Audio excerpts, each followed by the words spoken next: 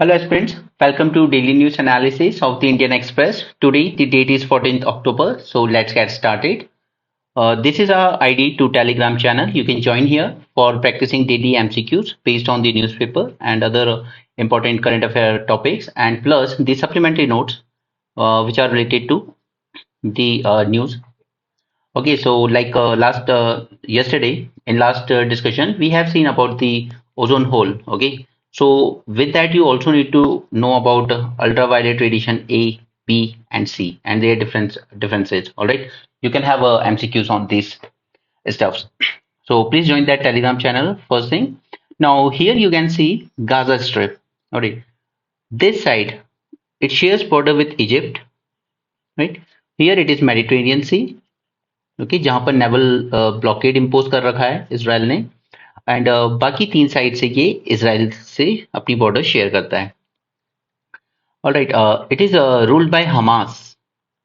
Right, Hamas is a Sunni militant organisation. Alright, और मैंने आपको मेंस 450 प्लस सीरीज में जब इस डिस्प्यूट पर पूरा वीडियो बनाया था उसमें मैंने सारी हिस्ट्री बताई थी about Hamas, Hezbollah and everything. Alright, तो चलिए लेकिन आज थोड़ा सा देखेंगे इसको डिटेल में फिर से, क्योंकि जो लोग पहली बार डिस्कशन देख रहे हैं उनके लिए जरूरी है चीजें डिटेल में जानना. अब देखिए, सबसे बड़ा जो थ्रेट है वो ये है कि अगर हम ये इसराइल को मान लें, चलिए इस तरह का कुछ, ठीक है, तो ऊपर ये शेयर कर रहा है अपनी बॉर्डर लेबनान से. ठीक है, लेबनान में एक टेररिस्ट ग्रुप एक्टिव है जिसका नाम है Hezbollah. It is Shia militant group. Alright, and it is supported by Iran. Clear. Here we have the Gaza strip जो अभी हमने शुरू में मैप में देखी. It is ruled by Hamas. Right, Hamas won the election here in 2006. उसके बाद एक सिविल वॉर हुई थी between Hamas and Fatah. Alright, and Hamas captured the power since then. Now, this Hamas has been designated as terrorist group by USA and European Union, not by UN. Okay, UN nahi, USA and EU. It is a terrorist group, and Israel has a policy that we will not negotiate with the Hamas. Now, the current threat, the current conflict originated because this Hamas infiltrated into the Israel.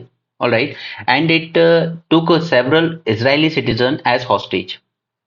All right, and in retaliation, now Israel has launch all those rocket attacks, and now with the latest news that they are also planning a ground invasion.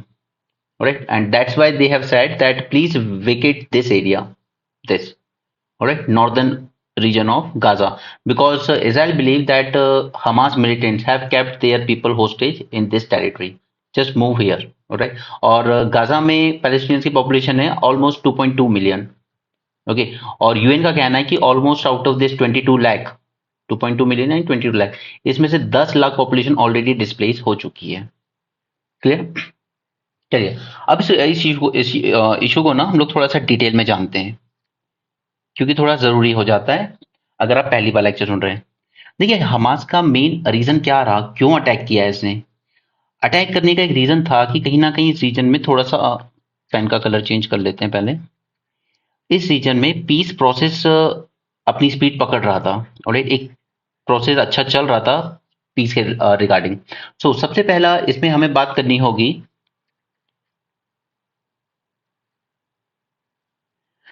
About this Abraham accord. तो I hope कि अभी काफी दिन से news में तो आप लोग ये सब फॉलो कर ही रहे होंगे. अब्राहम अकॉर्ड क्या था. It was the an agreement between Israel and UAE plus Bahrain. इनके बीच में एक रिलेशन इंप्रूव हुए via Abraham accord mediated by USA. Similarly Israel and Saudi Arabia, इनके बीच में एक एग्रीमेंट साइन हुआ जहां पर रिलेशन इंप्रूव होते जा रहे थे इनके. और यही चीज इस हमास मिलिटेंट को पसंद नहीं आ रही थी, बिकॉज इनका कहना था कि अब अरब कंट्रीज जो हैं इन्होंने पैलेस्टीनियन इशू को, पैलेस्टीनियन स्टेटहुड के इशू को बैक बर्नर पे डाल दिया है और अपनी खुद की सिक्योरिटी इंश्योर करने पे ज्यादा लगे. और ये सिक्योरिटी इंश्योर करना और ये सब क्यों इतना इंपॉर्टेंट बन रहा है. देखिए, सबसे पहला जो सऊदी अरेबिया है आपका, it is a Sunni country. Alright, and it is a most powerful, economically very strong and militarily also very strong country, Saudi Arabia. At the same time Iran is a Shia community, and दोनों में ये होड़ लगी रहती है who is the leader of the Muslim world. Alright, और Iran के nuclear project जो चल रहे हैं उससे सऊदी अरेबिया ज्यादा परेशान है. तो सऊदी अरेबिया चाहता है कि मुझे एक सिक्योरिटी गारंटी चाहिए। ऑलराइट, और ये सिक्योरिटी गारंटी इस रीजन को हमेशा से देता आया है यूएसए। बट हुआ क्या है कि शेल गैस के भंडार मिले जब यूएसए में, और उसने शेल गैस ऑयल वगैरह का एक्सप्लोरेशन शुरू किया। ओके, इसकी डिस्कवरी के बाद यूएसए कहीं ना कहीं अब उसको ज्यादा फर्क नहीं पड़ता कि वेस्ट एशिया में क्या चल रहा है, ऑयल के प्राइसेस वगैरह किस तरीके से हो रहे हैं, उसको कोई फर्क नहीं पड़ता। वो ना सिर्फ सेल्फ सफिशिएंट हुआ है ऑयल प्रोडक्शन वगैरह में, बल्कि और एक मेजर एक्सपोर्टर भी बना है। ठीक है, तो under specially under the presidentship of Trump, USA कहीं ना कहीं थोड़ा रिट्रीट करने लगा था वेस्ट एशिया से। ऑलराइट, और चाइना यहाँ पे एंटर करने लगा था। अभी हम उस पर भी आएंगे। पहले हम सऊदी अरेबिया का रीजन देखते हैं कि ये इन दोनों में जो डील हुई है, ठीक है, इनके बीच में एक थॉ आया है और इसको मीडिएट किया है चाइना ने। और डिप्लोमेटिक रिलेशन इन लोगों ने फिर से एस्टेब्लिश करा है। तो चाइना यहाँ पर जो मीडिएटर का काम कर रहा है ना, ये यूएसए को अपसंद नहीं आ रहा है। राइट, क्योंकि आप उसको रिप्लेस कर रहे हो। तो ये चाइना ने काम तो अच्छा किया, बट इन दोनों की कंसर्न्स क्या है ये एक बार जान लेते हैं। बिकॉज एक तो न्यूक्लियर प्रोजेक्ट है ईरान का, तो सऊदी अरेबिया चाहता है सिक्योरिटी गारंटी। ठीक है, या तो यूएसए दे उसको, और अगर नहीं दे सकता यूएसए, तो इसलिए वो चाह रहा है कि वो इसराइल के साथ अच्छे रिलेशन रखे, ताकि इसराइल की जो एक्सट्रीम टेक्नोलॉजी, इंटेलिजेंस सिस्टम वगैरह है, उसका उसको एक्सेस मिल सके। ऑलराइट, इसलिए इसराइल के साथ सऊदी अरेबिया ने ये एग्रीमेंट किया है। ऑलराइट, तो ये दोनों जैसे करीब आ रहे थे, इसराइल यूएई के करीब जा रहा था, तो ये हमास और जो पैलेस्टीन स्टेटहुड चाहते हैं उनको पसंद नहीं आ रहा था। ऑलराइट, तो ये जो अटैक हुआ है उसका रीजन यही है मेन, कि ये जो पीस प्रोसेस चल रहा था इसको डिसरप्ट करना चाहते थे। ऑलराइट, उसके बाद अब जैसे जैसे यूएस ने रिट्रीट किया इस रीजन से, तो सऊदी अरेबिया को चाहिए न्यू पार्टनर्स। ठीक है, और आप ही के अगर आसपास के रीजन में एक इतना टेक्निकली एडवांस कंट्री हो, तो उसके साथ कौन एग्रीमेंट नहीं करना चाहेगा। राइट, एक सिक्योरिटी कंसर्न हो गया पहला। ठीक है, दूसरा हो गया कि इसको न्यू पार्टनर्स चाहिए, और तीसरा रीजन है कि ये अपनी इकोनॉमी को डाइवर्सिफाई करना चाहता है सऊदी अरेबिया। राइट, अब पोस्ट ऑयल, ऑयल की बात क्या करना है इसको अपनी इकोनॉमी का। ठीक है, तो इसी में आपने सुना होगा एक द लाइन करके प्रोजेक्ट आया है सऊदी अरेबिया में। ठीक है, सबसे एडवांस सिटी बनेगी आज तक की वर्ल्ड की। अगर टाइम मिले तो यूट्यूब पे एक छोटा सा वीडियो जरूर देखना कि लाइन सिटी क्या है। ओके, बहुत अच्छा प्रोजेक्ट है, अगर बना लिया 2030 तक तो वो कुछ अलग ही लेवल का दिखेगा। राइट, दूसरा, अब ईरान को क्या फायदा है सऊदी अरेबिया के साथ डील करने में। इसको सबसे बड़ा फायदा है कि इस पर, इस न्यूक्लियर प्रोजेक्ट की वजह से लगे हुए हैं सैंक्शन। ठीक है, तो इसकी इकोनॉमी हो गई है आइसोलेटेड। तो ये कहीं ना कहीं इस आइसोलेशन को ब्रेक करना चाहता है सऊदी अरेबिया के साथ डील करते हुए। क्लियर, तो एक तो ये रीजन हो गया। ठीक है, कि चाइना की ये जो एंट्री हो रही थी ये पसंद नहीं आ रही थी इनको, और ईरान की वजह से सऊदी अरेबिया इसराइल के करीब जा रहा था। ठीक है, ये हमास को पसंद नहीं आ रहा था कि अगर इसराइल को सभी कंट्रीज रिकग्नाइज करने लगी एक एक करके, तो फिर पैलेस्टीनियन इशू पीछे चला जाएगा बैक बर्नर पर। ऑलराइट, नेक्स्ट, इसके बाद एक कतर का एंगल भी आता है। कतर, ठीक है, इसको ना 2017 में गल्फ कोऑपरेशन काउंसिल से बाहर कर दिया गया था। ठीक है, और इस पे हमेशा एलिगेशन लगे हैं कि ये हमास को अच्छी खासी फंडिंग देता है। ठीक है, और इसके अच्छे खासे रिश्ते हैं हमास के साथ। तो आज के आर्टिकल हम लोग देखेंगे भी कि यूएसए चाहता है कि इस कतर के साथ ही कोई डील किया जाए, कि आपकी जो गुडविल है हमास के साथ उसका यूज कीजिए, हॉस्टेजेस को फ्री कराइए, और ये जो वायलेंस है इसको रोकने में मदद कीजिए। ठीक है, तो हमेशा से जब भी हमास की बात आती है सबका ध्यान ईरान की तरफ चला जाता है, बट कतर की तरफ किसी का ध्यान नहीं जाता है। बट ये अच्छी खासी फंडिंग देता है हमास को। ऑलराइट, अब इससे इंडिया पे क्या इंपैक्ट पड़ेगा, काफी सारे इंपैक्ट पड़ेंगे। अब देखिए, सबसे पहला सबसे पहला कि हम लोग लेकर आए थे एक I2U2। ठीक है, जिसको कहा गया था ये वेस्टर्न कॉर्ड भी हो सकता है। ठीक है, वेस्टर्न कॉर्ड कह लीजिए। ठीक है, I2 यानी इंडिया इजराइल, U2 यानी यूएई एंड यूएसए। ठीक है, तो इसको कहीं ना कहीं डिस्टर्ब करना है, क्योंकि यूएई भी यहाँ पार्टनर है, इसराइल भी पार्टनर है, तो अगेन वही रेप्रोचमेंट हो रहा है जो नहीं चाहते पैलेस्टीन। ओके, दूसरा IMEC प्रोजेक्ट, कनेक्टिविटी प्रोजेक्ट अभी लॉन्च किया गया था, इंफ्रास्ट्रक्चर रिलेटेड है। Right, India, middle east, Europe connectivity project, तो ये भी कहीं ना कहीं थोड़ा सा डिस्टर्ब हो जाएगा इस सारे वायलेंस की बात। तो ये दूसरा इंपैक्ट होगा। थर्ड, हमारा अच्छा खासा almost more than 3 million diaspora रहता है वेस्ट एशिया में, और काफी सारे रेमिटेंसेस आते हैं एज हाई एज $42 बिलियन। और तो इस पे भी इंपैक्ट पड़ेगा। एंड लास्टली, ऑयल प्राइस बढ़ेंगे इस यहाँ पर। ठीक है, और इस वजह से इंडिया में होगा इंपोर्ट लेड इन्फ्लेशन, और जब इन्फ्लेशन होता है तो इसका असर आपकी कंट्री की ग्रोथ रेट पर तो पड़ता ही है, इसके अलावा जो FDI FII आती है आपकी कंट्री में, ठीक है, उस पर भी पड़ता है, क्योंकि कभी भी फॉरेन इन्वेस्टर ऐसी जगह इन्वेस्टमेंट नहीं करना चाहते हैं जहां पर इन्फ्लेशन बहुत ज्यादा हो। ओके, क्योंकि मार्केट में डिमांड कम होगी तो फिर लोग उतना ज्यादा परचेज नहीं करते हैं, तो फिर उनका जो प्रोडक्शन वगैरह करने का रीजन है वो सब बेकार हो जाता है। ठीक है, तो ये कुछ 4-5 रीजन है इंडिया पर जो इम्पैक्ट पड़ेगा। ठीक है, यहाँ पर हमने जान लिया दोहा यानी कि कतर का क्या रोल हो सकता है। दूसरा, हमने अब्राहम अकॉर्ड देख लिया। ठीक है, यूएई अगर रिकॉग्नाइज करते हैं इसराइल को, सऊदी अरेबिया रिकॉग्नाइज करता है, बहरीन रिकॉग्नाइज करता है, तो ये पैलेस्टीन के लिए एक सेटबैक होगा। Alright, that is one thing. China का रोल देख लिया हमने कि चाइना कैसे इसमें इस रीजन में अपने फुटप्रिंट्स बढ़ा रहा है। ऑलराइट, सऊदी अरेबिया का मेन कंसर्न क्या है, ईरान की तरफ से जो थ्रेट वो फील करता है। ठीक है, और इस थ्रेट के चलते ही वो इसराइल के करीब जा रहा है। इसराइल के करीब जाना यानी अल्टीमेटली यूएसए के करीब भी जाना। ठीक है, उसे चाहिए सिक्योरिटी गारंटी, उसे चाहिए एडवांस टेक्नोलॉजीज अपने लिए। ठीक है, उसे चाहिए न्यू पार्टनर्स, उसे अपनी इकोनॉमी को करना है डाइवर्सिफाई। क्लियर, तो ये सारे एंगल रिस्पॉन्सिबल हैं कि क्यों इस पीस प्रोसेस को डिस्टर्ब करने के लिए हमास ने इतना मेजर अटैक किया है। क्लियर, चलिए अब हम आ जाते हैं न्यूज पर। नाउ, इसराइल ने रिलीज की एक इमेज जिसमें एक इन्फेंट को मारा गया है हमास के द्वारा। और तो कई कंट्रीज, ठीक है, इंक्लूडिंग कुछ लोग इंडिया में भी क्रिटिसाइज कर रहे हैं इसराइल को कि आपने पैलेस्टीन पे बच्चे मर रहे हैं, गलत कर रहे हो। बट कोई भी खुल के ये नहीं कह रहा है कि पहले हमास जो हॉस्टेजेस बना रखे हैं इसराइल के उनको रिलीज करे। आपने पहले अटैक किया, आप पहले उन हॉस्टेजेस को रिलीज कीजिए, उसके बाद पीस प्रोसेस की बात की जाएगी। Alright, but everyone, most of the liberals, they are started blaming कि इजराइल बहुत ज्यादा कर रहा है, ये वॉर क्राइम्स हैं। तो फिर आप हमास को कन्विंस कीजिए कि पहले उनके हॉस्टेजेस को रिलीज करें। ठीक है, इसीलिए ये एरिया माना जाता है मोस्टली ये हमास के मिलिटेंट्स का एरिया है।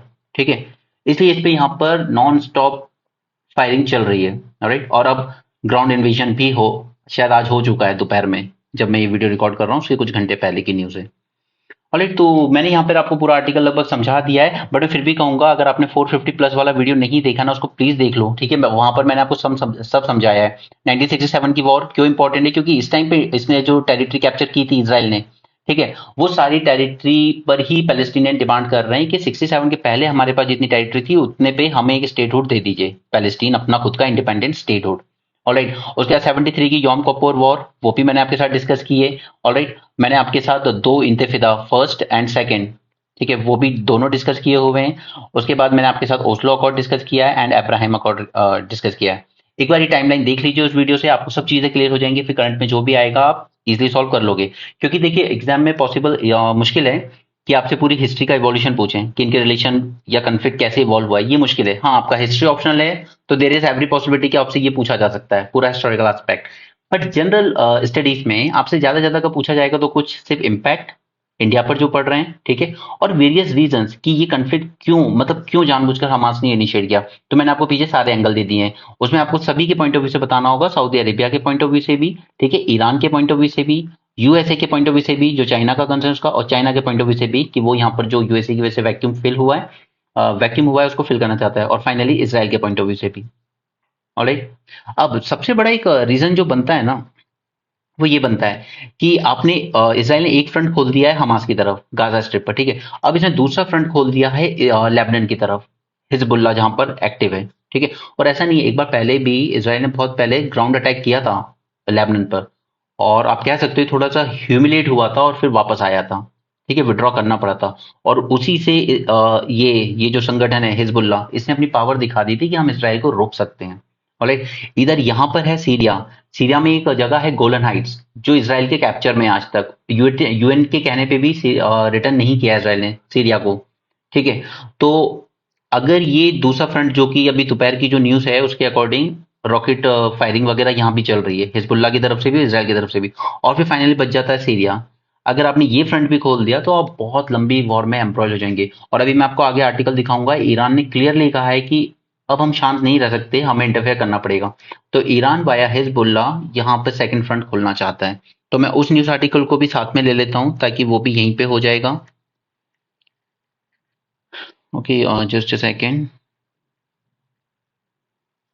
ये रहा। ठीक है, Tehran backed Lebanese armed group Hezbollah. Okay, ये लोग मिले हैं अभी, ये ईरान के जो फॉरेन अफेयर्स मिनिस्टर्स हैं। In the light of continued aggression, war crime and siege on Gaza, opening another front is real possibility. और ये फ्रंट कहां से ओपन करेंगे, ऊपर लेबनान से, ठीक है, via Hezbollah. Now, Iran also support the Hamas, जो कि एक्चुअली तो है आपका सुन्नी मिलिटेंट ऑर्गेनाइजेशन, बट क्योंकि वो इसराइल का दुश्मन है तो ईरान उसको सपोर्ट करता है। And has lauded, read the word, it has lauded the groups attack on Israel but has denied any involvement. और जो इन्वेस्टिगेशन यूएसए और इजराइल एजेंसीज ने की, उन्होंने भी कहा है कि ईरान का हाथ तो इसमें नहीं दिखता है, बट हाँ, ईरान फिर भी उसको लॉड कर रहा है यार। ओके, ये रादर देन उसको हमास को कहना चाहिए कि पहले आप इनके जो आपने हॉस्टेज बनाए उनको छोड़िए, बट नहीं, आप पैलेस्टीनियन के साथ अब जो हो रहा है उसको आप एग्रेशन भी कह रहे हो, उसको आप वॉर क्राइम भी कह रहे हो, उसको आप सीज भी कह रहे हो, बट आप उसको सीधे सीधे ये नहीं कह रहे हो कि आप रिलीज कीजिए पहले हॉस्टेजेस को। राइट, ईरानियन फॉरेन मिनिस्टर कहना है Israel was committing war crimes in Gaza and Iran has asked Egypt, ठीक है, जो कि मैंने आपको अभी बताया था शुरू में, गाजा स्ट्रिप के साउथ में है, which borders Gaza and United Nations and aid groups to allow it to send humanitarian aid to the Palestinians. Alright, इसी से रिलेटेड कुछ वर्ड्स और देखते हैं हम अपने प्राइम मिनिस्टर के हैं जो आपके आंसर्स को अच्छा बना सकते हैं। ठीक है, that is a divided world can't find solutions to problems facing humanity. ठीक है, क्योंकि डिवाइडेड है ना वर्ल्ड, यहाँ पर बिल्कुल डिवाइडेड है। एक तरफ तो, just a second,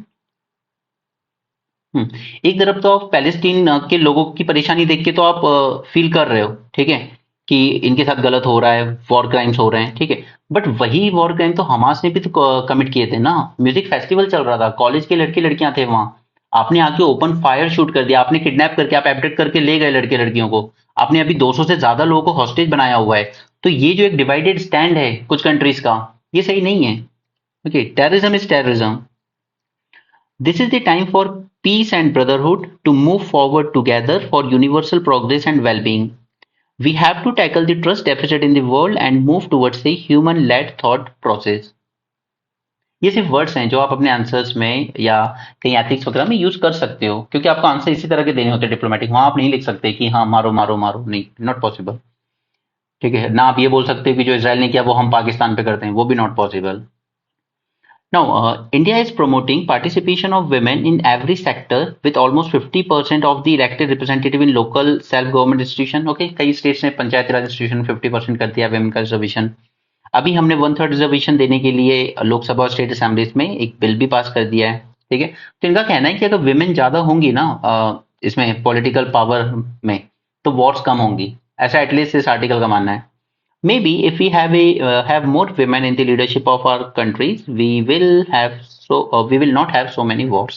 Okay. Next, मैंने आपको नक्सलिज्म पे पूरा एक मेंस 450 में वीडियो दे रखा है, ठीक है, क्योंकि ये जो भी चीजें कई बार आती रहती है ना, हफ्ते भर तक चलता रहता है, 10-10 दिन तक न्यूज में रिपीट होती रहती है, तो उस पर हम एक सेपरेट आर्टिकल पूरा वीडियो बना देते हैं ताकि आपका मेंस के लिए वो टॉपिक पूरा तैयार हो जाए। ठीक है, तो बस्तर वो माओइस्ट एरिया है जहां पर प्रॉपर इलेक्शन कंडक्ट नहीं हो पाते हैं या होने नहीं देते हैं नक्सलाइट्स। तो as many as 120 villages in the most affected Bastar region in the South Chhattisgarh comprising 7 districts will soon get 126 new polling booths. ठीक है, चलिए और देखते हैं क्या न्यूज है हमारे काम की। एक तो यहाँ पर ये बायोडिकम्पोजर है, क्यों? क्योंकि ये जो पराली वगैरह बच जाती है ना, इसको ये लोग क्या कर लेते हैं, लास्ट में बर्न कर देते हैं पंजाब हरियाणा में, और इस वजह से पूरा धुआं दिल्ली की तरफ आता है और दिल्ली की हवा पॉल्यूटेड होती है। तो इसका सॉल्यूशन निकाला गया कि ये बर्निंग मत कीजिए, आप एक काम कीजिए, बायोडिकम्पोजर स्प्रे कर लीजिए। ठीक है, it is A microbial solution that deal with the stubble burning problem. ठीक है, तो दिल्ली गवर्नमेंट तो अपनी तरफ इंप्लीमेंट कर दिया, वो दिल्ली के आसपास के जो एनसीआर के रीजन में है जो ओके लैंड वगैरह, उनमें तो यूज कर रहे हैं, बट अल्टीमेटली कि उस वजह से ज्यादा पोल्यूशन नहीं होता, ज्यादा होता है हरियाणा और पंजाब में जो होता है उस वजह से। तो लेट्स सी क्या होता है वहाँ। नोएडा में ये नया एयरपोर्ट बन रहा है जेवर। अब इससे रिलेटेड आप एक चीज कीजिए, कमेटी ने एक बार रेकमेंड किया था कि गवर्नमेंट कैसे अपने टैक्स रेवेन्यू बढ़ा सकती है, तो उनका कहना था, देखिए जैसे यहाँ पर ये प्रोजेक्ट आया, एयरपोर्ट प्रोजेक्ट, ठीक है, तो अब क्या हुआ होगा, इसके आसपास के जितने लैंड है सबके प्राइस बढ़ गए होंगे, राइट। तो ऐसे में कहा जाता है कि ऐसे में सरकार को एडिशनल कैपिटल टैक्स लगाना चाहिए यहाँ पे, ठीक है, ताकि वो चीजों को अपने टैक्स रेवेन्यू और ज्यादा मोबिलाइज कर सके, क्योंकि इन लैंड की कीमत बढ़ी है ना, तो लोगों को प्रॉफिट तो हो गई अल्टीमेटली। चलिए आगे बढ़ते हैं।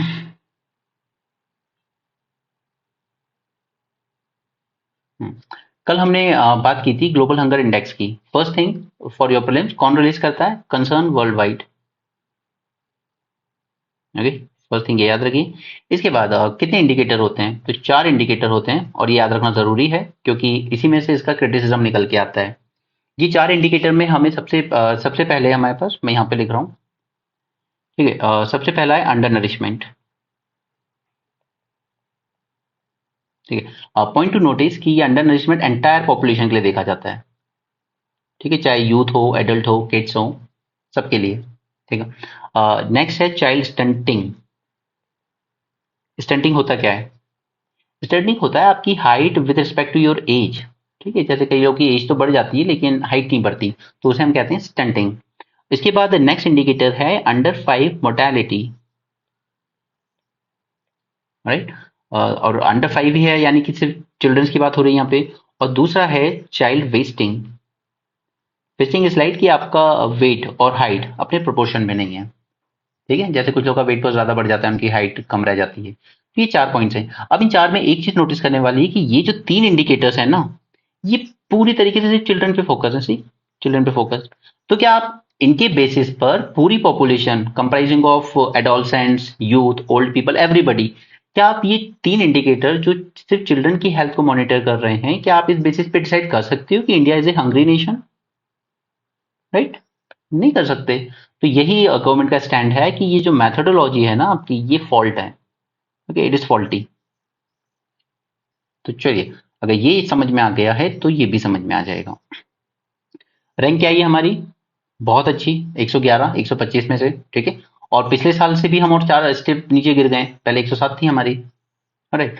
तो गवर्नमेंट का क्रिटिसिज्म ये है कि 3 ऑफ द 4 इंडिकेटर्स जो मैंने आपको बताए हैं, ठीक है, they just concern with the health of children and they can not be representative of the entire population, right.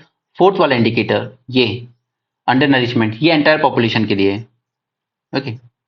तो इन्होंने कहना है कि ये जो फोर्थ इंडिकेटर ना, ये सिर्फ सैंपल साइज 3000 लोगों के सैंपल साइज पे बेस्ड है, तो इससे आप कैसे जज कर सकते हैं पूरे इंडिया की पॉपुलेशन को, राइट। सो इनका कहना है कि this GHI is poorly design measure of hunger, okay.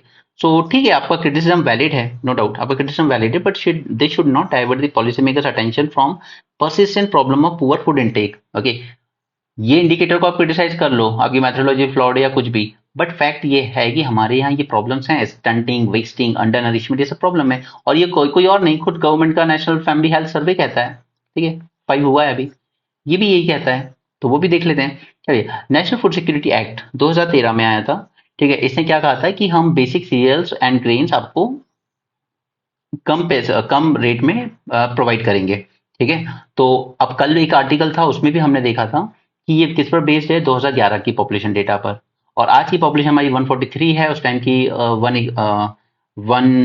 121 something थी, ठीक है। तो अराउंड अराउंड 20 करोड़ लोगों का वेरिएशन है, ठीक है, आज की पॉपुलेशन 2011 की, ओके। तो इनका मानना है कि अगर आज हम अपनी 141 पर 1 करोड़ भी मान लें पॉपुलेशन, सेंसस तो हुआ नहीं है, बट एस्टिमेट तो बोलते हैं 141 करोड़ है ऑलमोस्ट।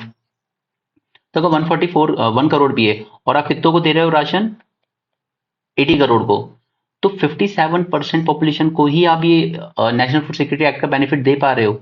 जबकि एक्ट मैंडेटरी क्या कर रहा था, एक्ट ने कहा था हम 67% को देंगे, ऑलराइट। तो ये कल के आर्टिकल में मैंने आपके साथ डिस्कस किया था।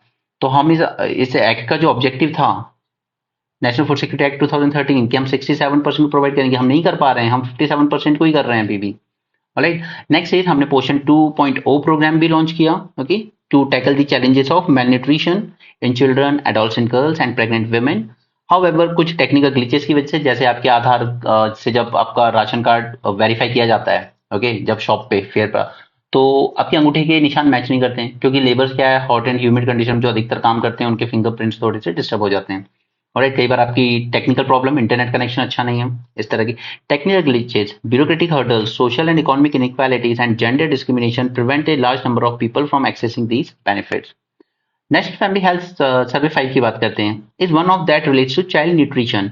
इसका भी कहना था 89% of children between formative age of 6 to 23 months do not receive a minimum acceptable diet, alright. और इसने ये भी कहा था there is high rate of anaemia across large section of children below 6 year, adolescent girls and boys, and women below between 50 to 49 years। तो ये तो आपका नेशनल फैमिली हेल्थ सर्वे भी कह रहा है ना, तो आपको ध्यान देने की जरूरत है पॉलिसी मेकर्स को इस पे, सिर्फ किसी रिपोर्ट को क्रिटिसाइज करने से या डिस्कार्ड करने से कुछ नहीं हो जाएगा। Next is scholars have directed attention to the limitation of calorie intake centred approach. तो हम लोग विटामिन की टैबलेट्स देते हैं, आयरन फॉलिक टैबलेट्स देते हैं बच्चों को, ठीक है, फूड फोर्टिफिकेशन भी कर रहे हैं, राइस फोर्टिफिकेशन कर रहे हैं, ताकि ये जो माइक्रोन्यूट्रिएंट डेफिशिएंसीज है इनको हैंडल किया जा सके। Now conversations on the nutrition could become richer and more granular data on the household consumption. And the country has not had an official estimate on per capita household spending in more than 10 years. Okay, आपका 2011 के बाद ये सर्वे हुआ ही नहीं है, तो हमारे पास कोई डेटा ही नहीं है पॉवर्टी का एग्जैक्टली। बस गवर्नमेंट क्लेम करती है कि हमने पिछले 9 साल में 13.5 करोड़ को पॉवर्टी से अपलिफ्ट किया है, ठीक है, बट सर्वे कराना नहीं चाहती। Now, the center is right in criticizing the global health index, but it must bolster its information repositories. और कल भी हमने एक न्यूज़पेपर में आर्टिकल देखा था कि जब डेटा की बात आती है तो गवर्नमेंट, एनडीए गवर्नमेंट, ओके, इसको लोग जोक के टाइम पे जोक की तरह कहते हैं, नो डेटा अवेलेबल गवर्नमेंट। क्यों? क्योंकि कोविड में आपने लॉकडाउन लगाया, कितने माइग्रेंट्स की डेथ हुई उसमें नहीं पता हमें। कोविड के टाइम पर कितने डॉक्टर्स की डेथ हुई on duty, we don't know. Alright, नोटबंदी लगाई आपने, कई लोगों की लाइन में डेथ हुई, ओके, लाइन में, you have data?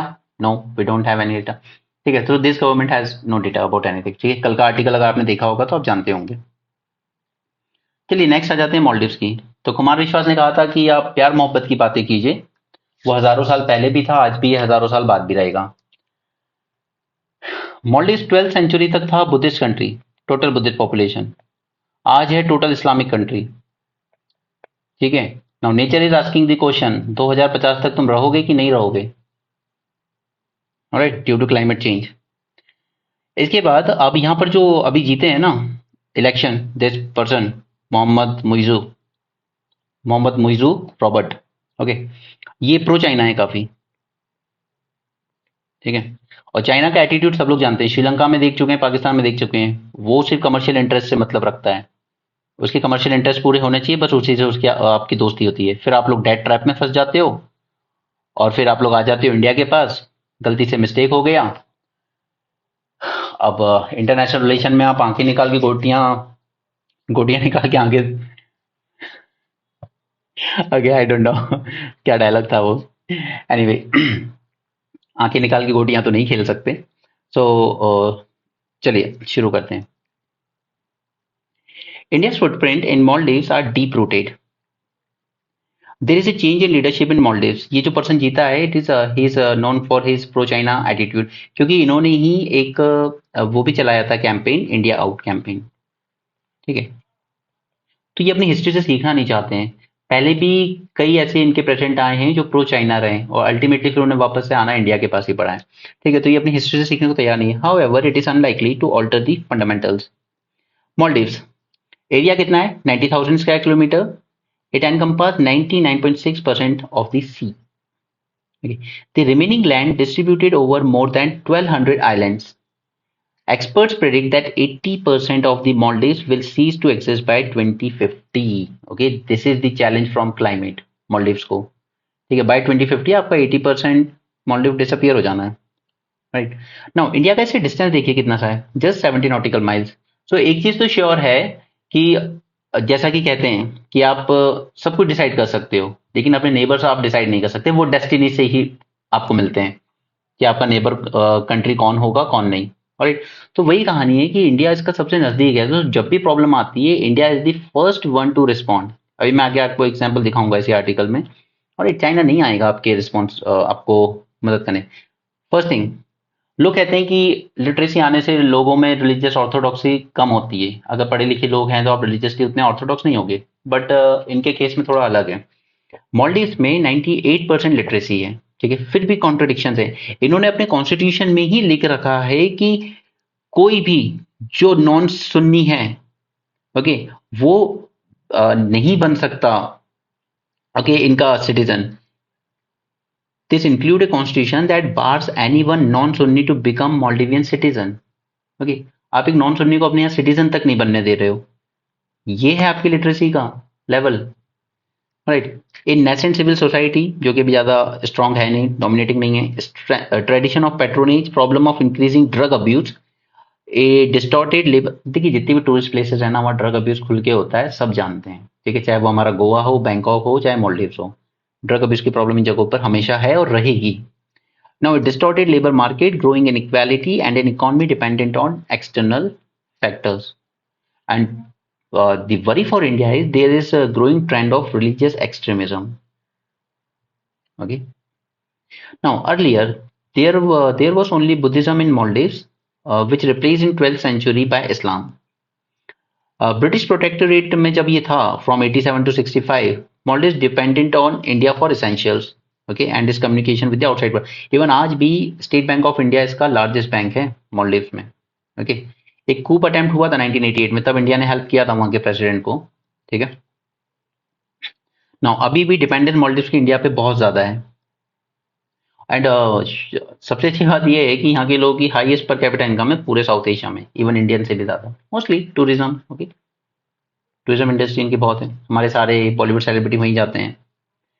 Now the defence cooperation is less about India's gifting of helicopters, जो कि हम इनको गिफ्ट देते रहते हैं सर्विलेंस के लिए, कैपेसिटी बिल्डिंग करते हैं इनकी थ्रू जॉइंट एक्सरसाइजेज। एक्सरसाइज के नाम याद रखिएगा, इक्वेरिन एंड एकता, ओके। ये आपके प्रिलिम्स के लिए बहुत जरूरी है, क्योंकि इतना कुछ हो रहा है आजकल मिलिट्रीली इंटरनेशनल लेवल पर कि आपके साथ आपको कई कंट्रीज की मिलिट्री एक्सरसाइजेज पूछी जा सकती हैं मैच द कॉलम में। नाउ सर्विलेंस एसेट्स हमने दिए हैं, ट्रेनिंग देते हैं हम मालदीवियन डिजास्टर फोर्स को अपने इंडिया में, ठीक है। डिजास्टर मैनेजमेंट में इनकी कैपेसिटी बिल्डिंग करते हैं। Effective security assistance to Maldives in exchange of its hand of friendship and trust. और बदले में हम क्या ले रहे हैं? हमें सिर्फ बदले में आपसे फ्रेंडशिप और ट्रस्ट चाहिए, लेकिन इन लोगों को वो भी रास नहीं आ रहा। नो, कुछ क्राइसिस हुए। देखो 1988 में कूप हुआ, इंडिया ने मदद की। 2004 में सुनामी आई, हमारे यहाँ भी आई थी, India was the first one to respond. 2014 में इनके यहाँ पीने के पानी की भी शॉर्टेज हो गई थी, तो हमने टैंकर्स के थ्रू शिप्स में भिजवाया था इनके लिए, ठीक है। India was always the first one to assist. Even in education and health sector में भी हमारे teachers and doctors play critical role in the country, okay. Even उनके रिमोट इनहैबिटेड जो आइलैंड्स हैं वहां पर भी जाके। अब चाहे ट्रेड हो, टूरिज्म हो, India is the biggest partner, okay. Greater Male connectivity project पे हम लोग काम कर रहे हैं, ठीक है, एयरपोर्ट बना रहे हैं वहां पर। India also provides the essential items in bulk like rice, wheat flour, sugar, potato, onions, egg, vegetable, even river sand, ये तक नहीं है इनके पास, and construction material special dispensation. So Maldives is the first line of defense against terrorism, piracy on the high sea and drug trafficking, narcotics and other maritime crime। ये थोड़ा सा याद रखिएगा इस पॉइंट को, क्योंकि आपके आंसर में कॉपरेशन में आ जाएगा कि हम लोग किस पे कॉपरेट कर सकते हैं आपस में। तो टेररिज्म पे कर सकते हैं, पायरेसी होती है हाई सी में, Somalian pirates, okay. Drug trafficking, इसको रोक सकते हैं, narcotics and other maritime crime. अब बात करते हैं चाइना की। चाइना का सोल गोल होता है कि मेरे इंटरेस्ट कैसे बेनिफिशियल हो सकते हैं। चाइना का गोल सिर्फ अब कमर्शियल इंटरेस्ट तक ही रहता है। No, China's entry is solely to advance its own interest. It has done so through debt financing, leading to debt trap, ठीक है, जैसे श्रीलंका के साथ किया। Consequent hegemony of China. China's policy of interference in the internal politics and support to conservative elements in Maldives has the potential of becoming a barrier to the development of vibrant democracy in Maldives. Okay, तो कुछ लोग जैसे ये president जीत के आए हैं अभी, जो अपने नैरो गेन्स के लिए पब्लिक और देश के लार्जर इंटरेस्ट को साइडलाइन कर रहे हैं ये लोग। इंडिया अपनी मालदीव्स के लिए हमेशा एक्स्ट्रा माइल चला है आगे चल के, ठीक है। पहले भी हमारा एक जीएमआर ग्रुप का एक प्रोजेक्ट चलता था एयरपोर्ट का, ठीक है, उसमें आपने इंडियन कंपनी से छीन के चाइनीज कंपनी को दे दिया। उसके बाद भी 2014 में वाटर क्राइसिस हुए तो हमने आपको सबसे पहले हेल्प किया। Now, 2012 GMR out campaign cost Maldives 270 million in payment to GMR. The Yamin years were marred by pro-China policy that led Maldives to debt crisis. ये जो प्रेसिडेंट यमीन थे इनके टाइम भी वो भी प्रो चाइना थे, काफी डेट ट्रैप में फंस गया था मालदीव्स, और अब ये आदमी भी यही हरकतें कर रहा है। तो क्या है कि आप इमोशनल इश्यूज पर चुनाव तो जीत सकते हो, पर जब आप इलेक्शन जीतने के बाद गवर्नमेंट बना के जब रियलिटी फेस करोगे ना, तब उनको समझ में आता है कि वो क्या कर रहे थे, और फिर आप वो एक्सपेक्टेशन फुलफिल नहीं कर पाते और फिर प्रॉब्लम शुरू होती है। यहाँ पे इजराइल ने यूज किया है व्हाइट फॉस्फोरस म्यूनिशंस, ठीक है। ये बड़े डेंजरस होते हैं, इनमें सबसे बड़ी बात ये है कि ये आपकी जो बोन्स होती है ना, हड्डियां, उनको तक गला देता है। हमारा ये जो medical termination of pregnancy act है, इसमें अमेंडमेंट हुए थे, तो ये 21 में हुए शायद, तो उसको ना पूरा एक्ट अच्छे से पढ़ लेना। मैं सिर्फ आपको यहाँ पे इतना बताना चाहता हूँ कि आपकी प्रेगनेंसी टर्मिनेट की जा सकती है 20 वीक्स तक, ठीक है, on advice of the doctor. But अगर 20 से 24 वीक्स के बीच में है तो आपको अबॉर्शन सीक करना पड़ेगा 2 रजिस्टर्ड मेडिकल प्रैक्टिशनर से, ओके। बट ये भी सिर्फ सर्टेन कैटेगरीज में, ओके। नॉर्मल कैटेगरीज में आप अबॉर्शन नहीं करा सकते, क्योंकि सेक्शन 3B आपको 7 कैटेगरी ऐसी बताता है, जैसे रेप केस में अगर आप रेप की वजह से प्रेग्नेंट हुए हैं, ठीक है, वुमेन को डिसेबिलिटीज हैं, ठीक है, या सपोज वो प्रेग्नेंट है और उसी टाइम आपका डिवोर्स या ऐसा कुछ हो गया, ठीक है, मैरिटल स्टेटस में कुछ पूरा, तो उस केस में आप 20 से 24 वीक के बीच में अबॉर्शन ले सकते हो। नेक्स्ट, आफ्टर 24 वीक्स अगर आपको अबॉर्शन कराना है तो मेडिकल बोर्ड सेटअप करना होगा, ठीक है, और वो डिसाइड करेगा कि टर्मिनेशन कर सकते हैं इस प्रेगनेंसी को या नहीं, और ये टर्मिनेशन हो सकता है ओनली अगर फोटल में कोई एबनॉर्मलिटी है। ओके, यानी कि अगर ऐसा माना जाए कि जो बच्चा होगा वो कुछ एबनॉर्मल हो सकता है, तब आप अबॉर्शन कर सकते हो। तो ये 3 कैटेगरीज प्लीज याद रखिएगा, 20 वीक्स तक, 20 से 24 वीक्स तक, और मोर देन 24 वीक्स तक। ओके, इसमें आपको प्रॉपर एक मेडिकल बोर्ड बनाना होगा। यहाँ पे आप एक सिंगल डॉक्टर की मदद से अबॉर्ट कर सकते हो, कोई इशू नहीं है उसमें, ठीक है। 2024 में आपको 2 डॉक्टर या प्रैक्टिशनर्स की मदद लेनी होगी, ठीक है, वो अपना ओपिनियन देंगे, और उसके बाद भी आप सिर्फ 7 कैटेगरीज ऐसी हैं जिनमें आप अबॉर्शन करवा सकते हैं, अलाउ होगा आपको, ठीक है। तो ये आप उस एक्ट के बारे में ये 3 बातें याद रखिएगा। नेक्स्ट, यहाँ पे ऑस्ट्रेलिया में क्या है कि 17th सेंचुरी में जाके ब्रिटिशर्स आए थे, पहले उन्होंने ऑस्ट्रेलिया को यूज करा था एज ए जेल, ठीक है। वहां पे जो भी क्रिमिनल्स वगैरह होते थे उनको भेज दिया जाता था, जाओ ऑस्ट्रेलिया भेजो इनको, वहां जाओ जंगल काटो और करो जो करना है। और ऑस्ट्रेलिया को उन्होंने बसाया और आज देखिए ऑस्ट्रेलिया कितना आगे निकल गया। तो यहाँ पर ना ऑलमोस्ट आप कह सकते हो कि 3.2% पॉपुलेशन, ठीक है, आज भी यहाँ की ओरिजिनल पॉपुलेशन है, ठीक है, जो ओरिजिनल ट्राइब्स यहाँ रहा करते थे यूरोपियंस के आने के पहले। राइट, तो इनका अभी के लोग रेफरेंडम करवा रहे हैं, और उस रेफरेंडम में क्वेश्चन क्या है, और to recognize the first peoples of Australia by establishing an Aboriginal and Torres Strait Islander voice। Okay, तो क्या ऐसा कुछ सेटअप करना चाहिए या नहीं, तो उस पर रेफरेंडम होगा, यस और नो में डिसाइड किया जाएगा। और इसमें जरूरी हो जाता है कि जब भी इस तरह के कॉन्स्टिट्यूशनल अमेंडमेंट होंगे तो वो रेफरेंडम से ही होते हैं, और सभी एडल्ट्स को वोटिंग करना कंपलसरी हो जाता है यहाँ पर, ठीक है।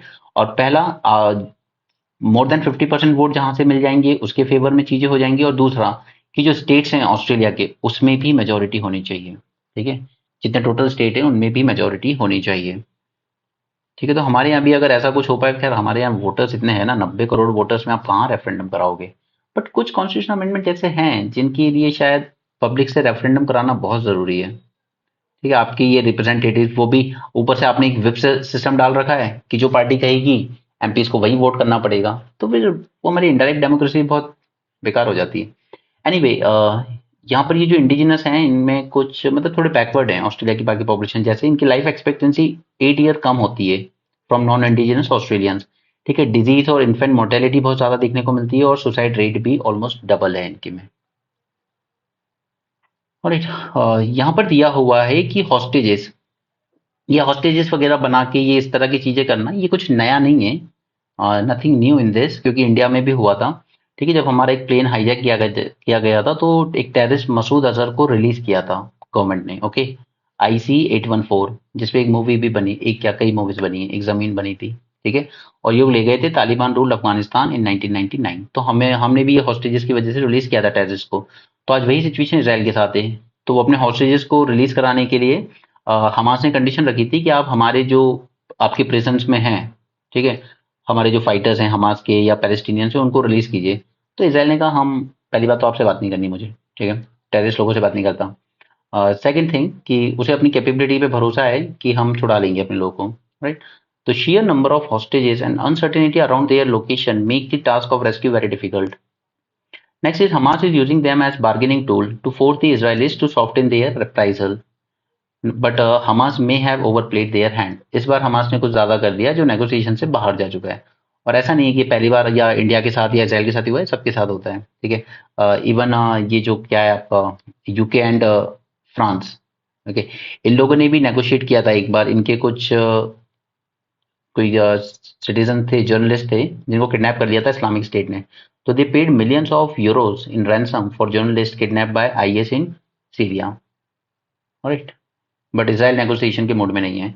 अब ये ग्राउंड ऑफेंसिव जो करने जा रहे हैं वो अपने आप में एक बड़ा सा चैलेंज है, बिकॉज मैंने आपको ऑलरेडी बताया Israel tried to do this in south Lebanon, they got bog down and had to make a humiliating withdrawal, that's how Hezbollah became strong in Lebanon. US can perhaps initiate negotiation after pushing Qatar to use its good offices with Hamas and stop the violence. ठीक है, तो ये Qatar यानी कि दोहा, okay, इसका role बहुत important हो जाता है। Negotiation would not be possible without involving Iran. और यहाँ पे ये आर्टिकल में जो हमारे रिटायर्ड रॉ ऑफिसर बोल रहे हैं वो कह रहे हैं नहीं नहीं, ये जो अप्रोच है इसराइल का कलेक्टिव पनिशमेंट ये बहुत सही है थ्रू सप्लाई कट्स एंड बम्बार्डमेंट्स। कि मैंने आपको बताया कि ये इन लोगों ने 2006 इलेक्शन में हमास को जिताया इलेक्शन, ठीक है। फिर 2007 में एक सिविल वॉर हुई गाजा स्ट्रिप में, ठीक है, between Hamas and Fateh, and Hamas became victorious. ठीक है, तो एक सीधी सी बात यह है कि गाजा के जो लोग हैं, सो कॉल्ड 22 लाख, अगर आप टेररिस्ट को अपनी सॉइल पर पनाह दोगे और जब ये टेररिस्ट इस तरह की घटिया हरकतें करेंगे और जब सामने वाली कंट्री रिटेलिएट करेगी, ओके, तो ये मत कहिए कि हमने क्या गलत किया था, हमें क्यों ये सब झेलना पड़ रहा है। टेररिस्ट को अगर अपनी सॉइल पर जगह दोगे तो ये तो सफर करना पड़ेगा। Same is the case with Pakistan. अगर आप टेररिस्ट को आज पनाह दे रहे हो अपने यहाँ, तो फिर कल को अगर कुछ होगा तो फिर डोंट क्राई फोल कि why civilians are targeted, why civilians are targeted. Anyway, government ने जो बीच में लेकर आया था कि हम लोग लैपटॉप इंपोर्ट पे कर्व लगाएंगे, तो अब गवर्नमेंट फाइनली कह दिया कि हम ऐसा कुछ नहीं कर रहे हैं। हम लोग India will not impose licensing requirements, not even licensing requirement भी इम्पोज नहीं कर रहे हैं। And other restriction on import of laptop and computers and to monitor the quantity. बस इन लोगों ने ये कहा है कि आप फ्रेंडली कंट्रीज से ओरिजिनेट होना चाहिए आपका प्रोजेक्ट, राइट। मतलब अल्टीमेटली बस कि आप चाइना से मत लीजिए, बाकी आप कहीं से भी ले लीजिए। ठीक है, इंडिया यूके का ट्रेड ट्रेड पैक्ट शायद अब फाइनल स्टेजेस में आ गया, तो शायद फाइनलाइज हो जाएगा, जब हो जाएगा देख लेंगे। एक्सपोर्ट में डिप आया इस बार 2.6% का, अराउंड $34 बिलियन, वो आता रहता है हर महीने, वो कोई बड़ी बात नहीं है, उसमें ऐसा कुछ नहीं जो आपको फाइन। और ये अल्टीमेटली जो आज क्राइसिस चल रहा है, इससे हमारी फ्यूल और इन्फ्लेशन दोनों पे असर पड़ेगा। ठीक है, वो बात भी हमने शुरू में कर ली है। Okay, that's it for this session. I hope you like the lecture. Okay, so do give your comments and please make sure one thing that keep your preparation simple. Okay, don't go for very high tech books, इधर उधर से। कभी भी देखिए एक चीज, एक गलती मत करना, there is nothing like perfect notes. Perfect notes जैसा कुछ नहीं बनेगा कभी।